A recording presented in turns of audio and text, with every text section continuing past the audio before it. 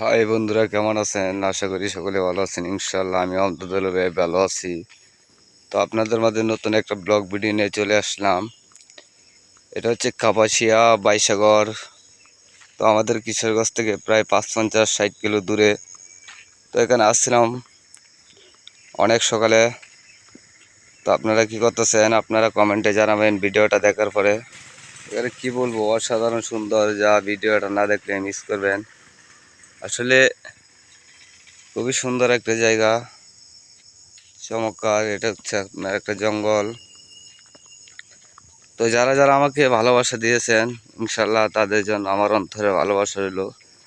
তো আপনারা ভিডিওটা বেশি বেশি শেয়ার করবেন, একজন আরেকজনের দেখার সুযোগ করে দিবেন।